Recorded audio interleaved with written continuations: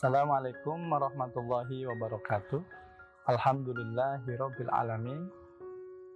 Pada kesempatan kali ini kita coba akan bicara pengantar psikoterapi Islam. Terapi artinya penyembuhan.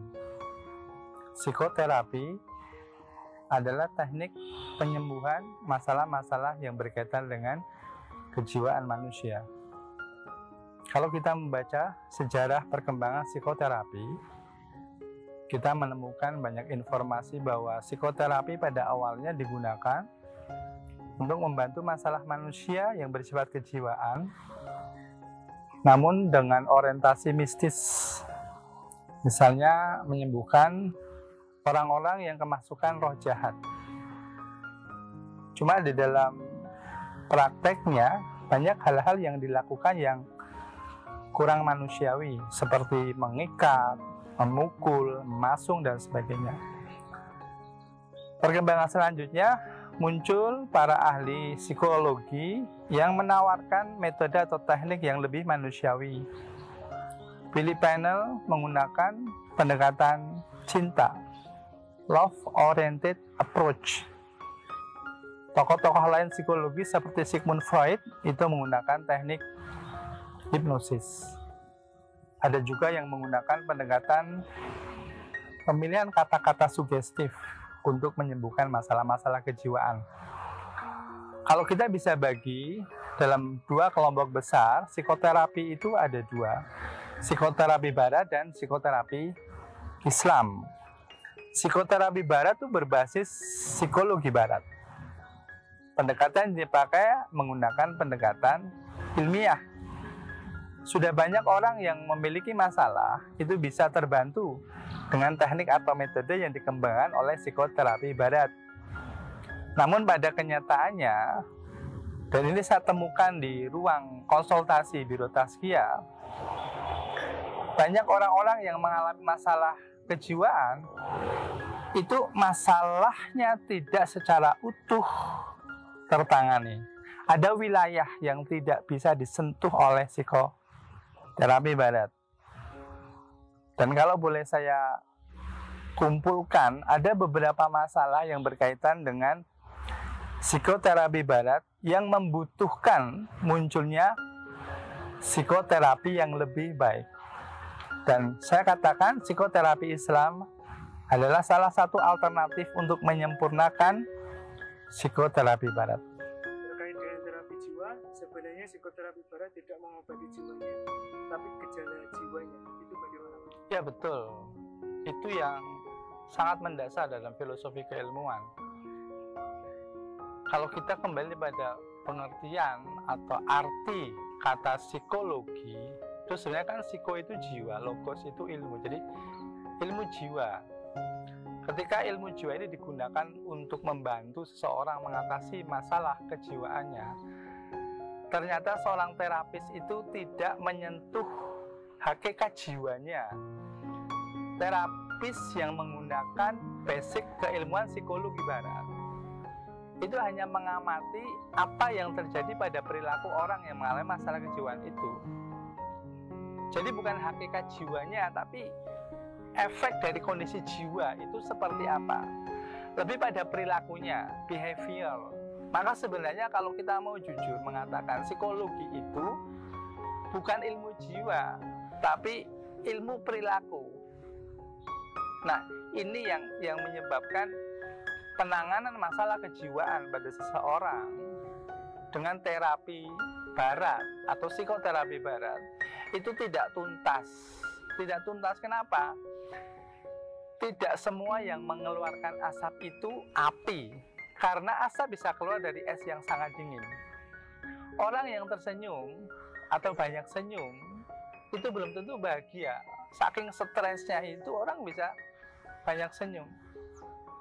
Tangisan bukan tanda orang bersedih, karena ketika orang mendapatkan satu keberhasilan itu saking senengnya bisa nangis gitu loh. Jadi yang terlihat di luar tidak menunjukkan kondisi yang ada di dalam. Mendung tak berarti hujan kalau dalam lagu itu. Nah, psikologi barat itu hanya membahas apa yang terjadi pada diri di luar bukan apa hakikat yang ada di dalam. Psikoterapi Islam menawarkan penanganan masalah kejiwaan seseorang itu yang diobati jiwanya, bukan perilaku akibat kondisi jiwa yang ada di dalam. Terkait dengan terapi jiwa, maka psikoterapi barat tidak dapat mengatasi jika masalah yang muncul berkaitan dengan spiritualitas manusia. Psikoterapi barat hanya fokus pada masalah kejiwaan, sangat minim yang mengaitkan jiwa, mental dengan spiritual. Lalu wawasan konstruk diri yang manusia yang lebih utuh, itu bagaimana Pak? Oke, itu betul. Ini saya menemukan kasus itu real di Biro Tazkiyah. Jadi penanganan masalah kejiwaan itu tidak lepas dari kondisi spiritualitas manusia. Nah, psikologi barat itu tidak terlalu banyak membahas tentang spiritualitas.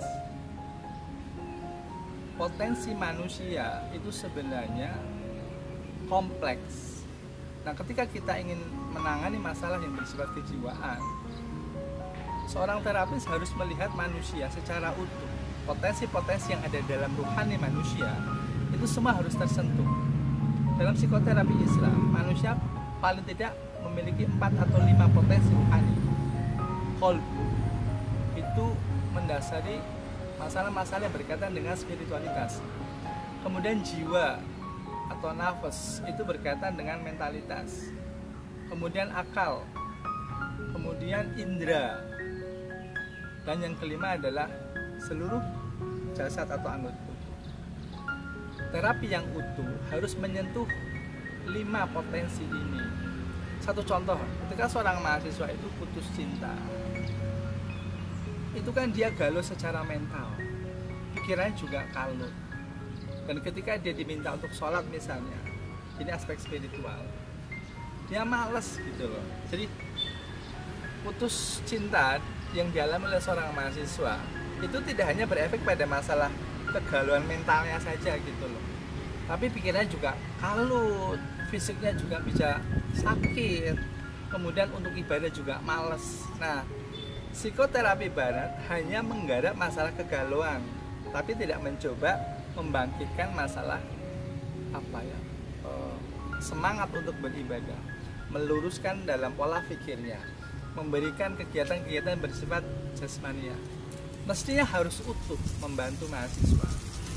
Ini bisa dilakukan metode seperti ini kalau filosofi dasar potensi manusianya benar. Psikologi barat masih kurang untuk membicarakan tentang potensi manusia seutuhnya. Kualifikasi terapis yang cenderung akademik ilmiah, sehingga kompetensi spiritual yang kadang suprarasional tidak bisa diterima. Itu bagaimana? Ya, betul itu. Kualifikasi terapis itu juga harus utuh. Dia harus utuh di akal, harus utuh di jiwa, harus utuh di spiritual. Kalau dia memahami bahwa manusia memiliki potensi seperti itu, maka seluruh aktivitas atau cara atau metode atau teknik yang berkaitan dengan potensi-potensi manusia akan digunakan. Nah, seringkali ada beberapa orang yang mengoreksi ketika seorang mahasiswa itu mengalami masalah, kemudian diberikan amaliyah zikir misalnya. Itu orang-orang ilmiah itu kayak tidak nyambung, kayak tidak setuju gitu. Apa hubungan zikir dengan masalah kegalauan gitu? Kenapa? Sebenarnya bukan zikir itu tidak rasional,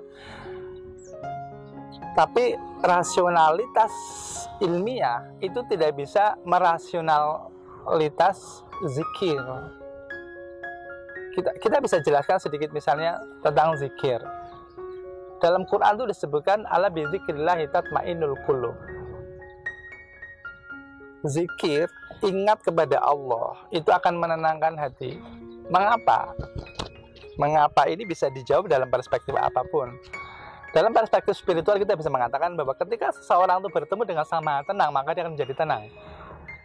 Itu perspektif spiritualitas. Tapi kalau kita coba menjelaskan tentang kemampuan zikir untuk menenangkan hati manusia, zikir itu adalah satu aktivitas yang bisa menurunkan gelombang pikiran manusia, gelombang otak manusia dari beta ke alfa theta.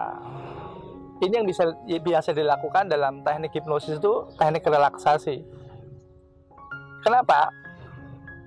Ketika orang pada level gelombang alfa dan theta, yang muncul adalah ketenangan. Seperti orang itu pas mau tidur, itu ada sensasi tenang begitu.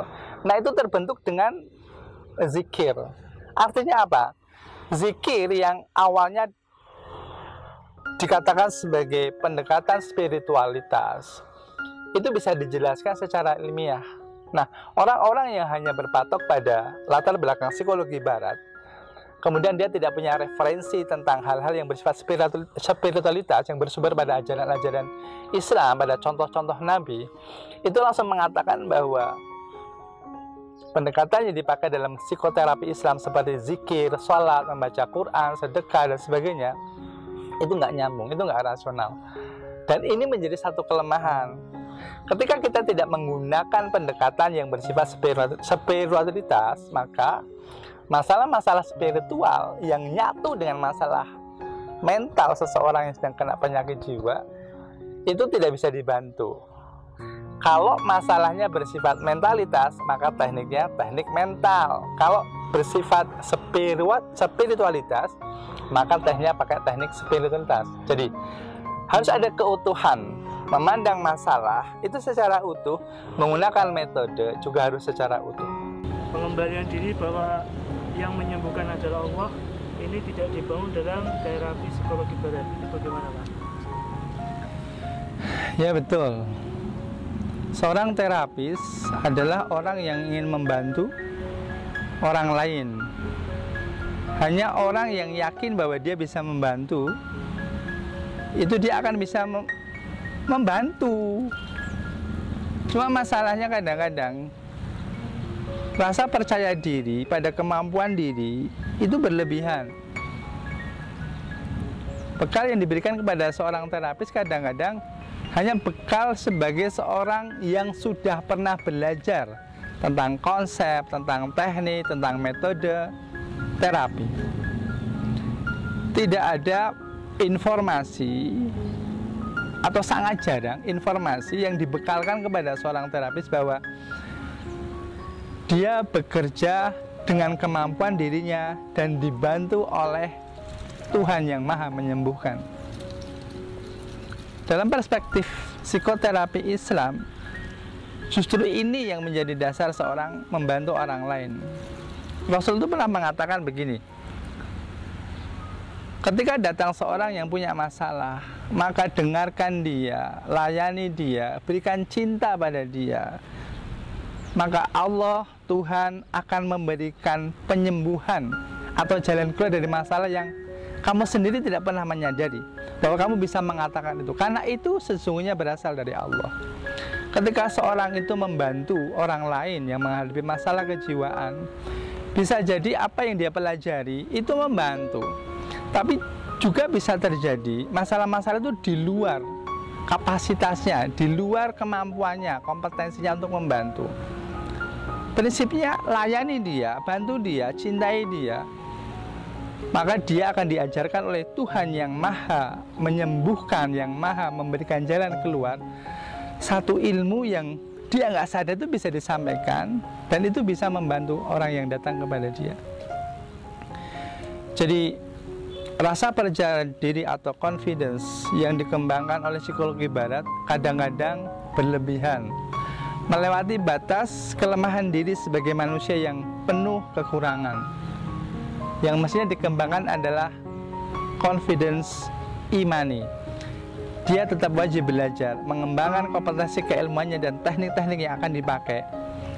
Namun pada saat mengimplementasikan apa yang pernah dipelajari, dia harus meyakini bahwa selalu ada tangan Tuhan, selalu ada tangan Allah yang menyempurnakan ikhtiarnya membantu orang lain. Islam. Ada perbedaan tentang definisi sehat dan sakit. Kalau kita bicara tentang psikoterapi, biasanya yang dibahas adalah penyakit-penyakit kejiwaan. Jadi ketika jiwanya sehat, itu orang dikatakan sehat. Padahal dalam potensi manusia, selain jiwa itu ada hati, ada akal, ada indera dan sebagainya. Definisi ini menjadi pembeda antara psikoterapi barat dan psikoterapi Islam. Psikoterapi barat hanya fokus pada kesehatan jiwa, sedangkan psikoterapi Islam itu lebih utuh. Manusia dianggap sebagai makhluk yang utuh. Satu tersentuh, yang lainnya kena. Ketika jiwa itu tidak sehat, maka hatinya tidak sehat, akalnya menjadi tidak sehat, inderanya menjadi tidak sehat, dan jasmaninya juga menjadi tidak sehat. Artinya apa? Ketika kita melihat realita yang sebenarnya, dan ini banyak ditemui di ruang-ruang konsultasi, ruang-ruang terapi, arti sehat harusnya utuh, dan itu belum banyak dibahas, digarap oleh psikologi barat. Alternatif yang bisa diajukan adalah lahirnya psikoterapi yang berbasis ajaran-ajaran Islam, baik bersumber dari ayat maupun sunnah-sunnah Rasulullah SAW. Yang ingin kami tegaskan adalah bahwa 5 hal yang tadi kita kemukakan sebenarnya sedikit dari catatan usaha manusia untuk melakukan satu psikoterapi. Psikoterapi barat itu sudah sedemikian banyak memberikan manfaat kepada manusia. Namun kita tidak bisa berhenti hanya sampai di situ. Ada hal-hal masalah yang berkaitan dengan jiwa manusia yang harus digarap lebih dari apa yang sudah dilakukan oleh psikoterapi barat. Psikoterapi Islam yang berbasis kenabian mungkin menjadi salah satu alternatif untuk menyempurnakan langkah manusia melahirkan satu konsep dan metode psikoterapi yang membantu manusia menjadi sehat kembali, mengenali diri, eksistensi manusia sebagai makhluk yang terbaik. Ini akan kita diskusikan pada pertemuan-pertemuan berikutnya. Semoga Allah membimbing hati kita, membimbing jiwa kita, membimbing akal dan indera kita, sehingga bisa memahami titik-titik ilmu yang disebarkan Allah di alam semesta ini untuk sebesar-besarnya rahmat bagi alam semesta. Mohon maaf, terima kasih. Assalamualaikum warahmatullahi wabarakatuh.